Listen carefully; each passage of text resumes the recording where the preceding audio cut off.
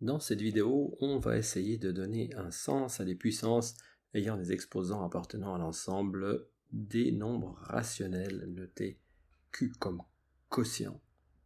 Ce que nous savons déjà à propos des puissances, c'est qu'on peut calculer des puissances lorsque les exposants sont des nombres entiers, strictement positifs. Ça, c'est ce que l'on connaît depuis bien longtemps. A à la puissance 3, ça veut dire A fois A, où A apparaît 3 fois dans la multiplication. Après ce premier stade de rappel, on s'était débrouillé pour donner un sens à A à la puissance n lorsque n appartient même à l'ensemble des nombres entiers, qu'ils soient positifs, négatifs ou nuls. On avait vu que pour y arriver, on avait dû restreindre un tout petit peu les bases en disant que celles-ci ne devaient plus être nulles. Ce qu'on avait obtenu, c'était que un nombre à la puissance 0 valait toujours 1 et que un nombre mis à une puissance négative ou à l'opposé de n est égal à 1 sur a à la puissance n. Ce qui se trouve ici est une extension de ce qui se trouve là, parce qu'on est en train de donner du sens à une même notion, mais en ayant un champ pour les exposants de plus en plus grand. Et on ne l'avait pas fait n'importe comment, ces définitions-ci avaient été faites parce qu'elles permettaient de conserver toutes les propriétés des puissances que l'on avait dans le cas de base, c'est-à-dire dans ce cas-ci. Si on essaie de voir un petit peu où on en est du point de vue des ensembles, on a commencé à définir des puissances avec des exposants qui appartiennent à l'ensemble n, mais sans zéro. Ensuite, c'était l'étape d'introduction pour les puissances exposant dans z. On s'était débrouillé pour donner un sens même à l'exposant 0. Donc à ce stade-là, on pouvait avoir des exposants dans n. Ensuite, on s'est débrouillé pour permettre aux exposants de prendre n'importe quelle valeur dans z. Et la suite logique, c'est de prendre l'ensemble de nombres suivants dans cette hiérarchie, dans cet emboîtement d'ensemble. Et l'ensemble suivant, c'est l'ensemble des fractions. Alors ici, on avait des nombres n. Là, on s'est même offert le 0. Là, on s'est offert les opposés. Et maintenant, on aimerait arriver à avoir des fractions comme exposants. On va prendre à peu près la même démarche que les autres fois.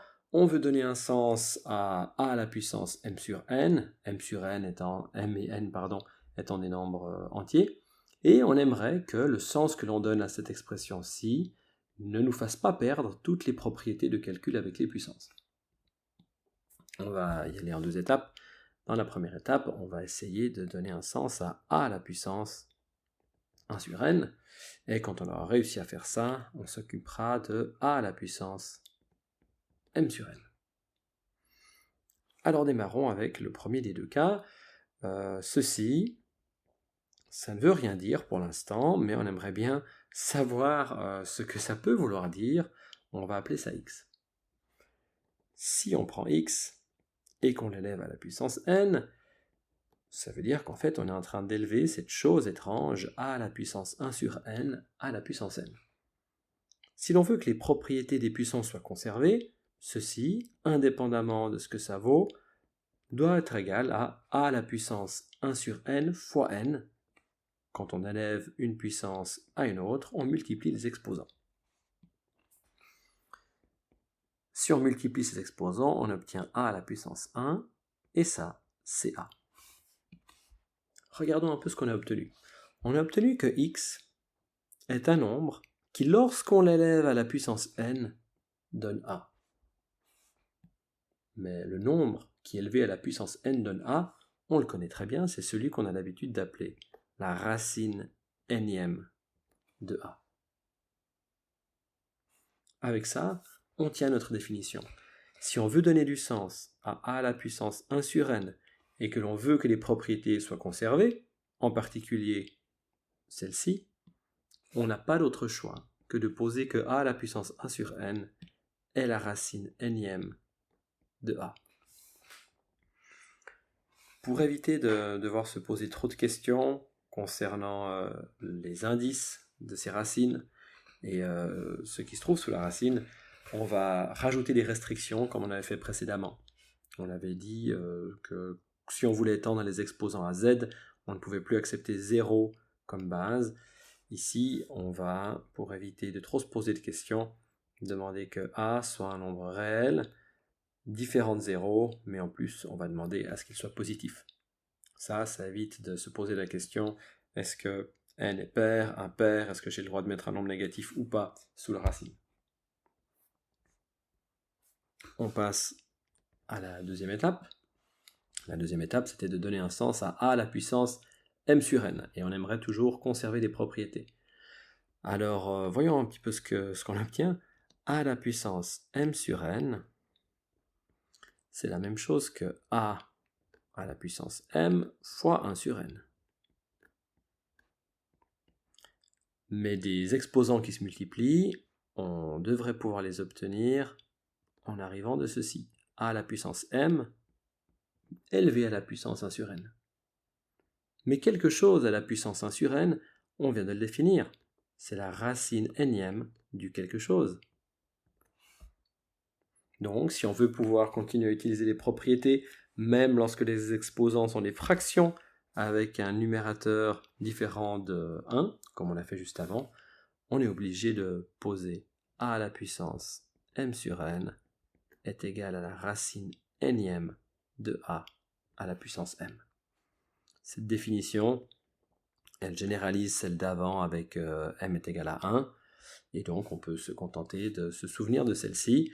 Donc les conditions d'application de ceci sont d'avoir un a qui est un nombre réel, non nul, positif, et on aimerait bien aussi que m sur n soit une fraction, donc m, n sont des entiers relatifs.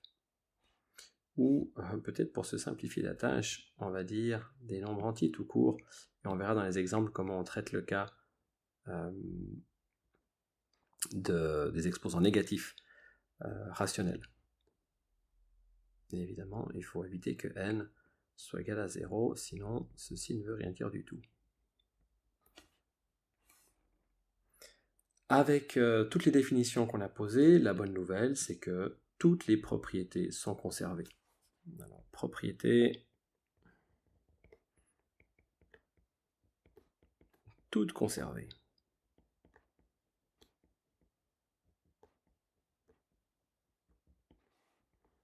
Et on va pouvoir passer à des exemples de calcul avec ces puissances à exposants rationnels.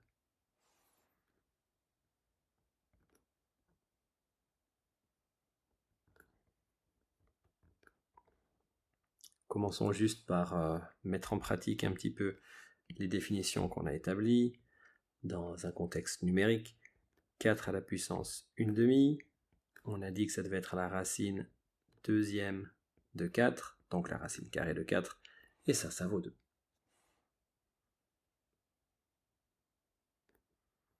Un autre exemple, si on prend la racine... je ne vais pas encore parler de racine.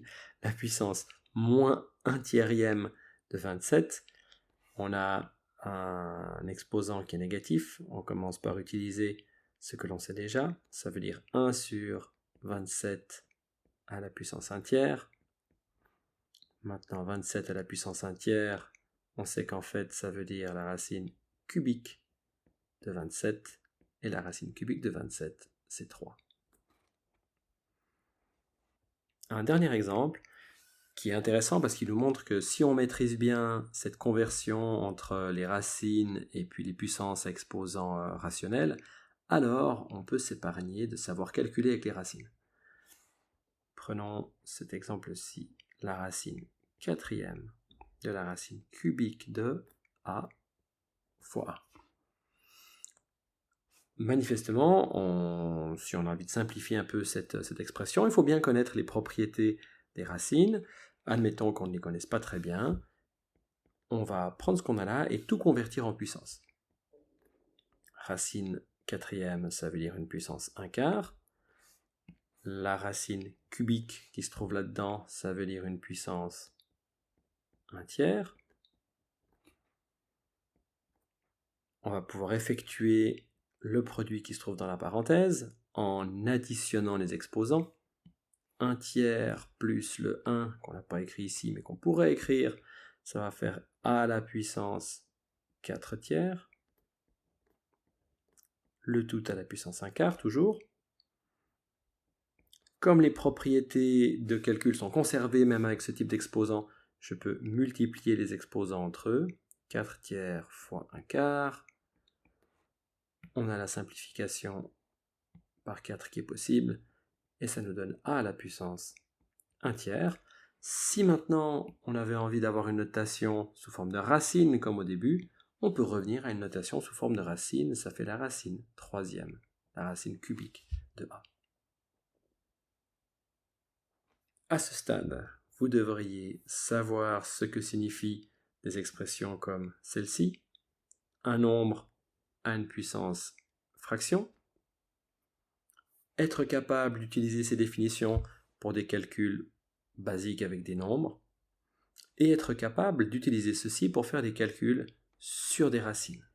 La logique ici étant, étape 1, traduire l'expression donnée avec des racines en une expression donnée avec des puissances. Étape 2, réaliser les calculs dans le monde des puissances. Étape 3, faire la conversion de puissance à racine.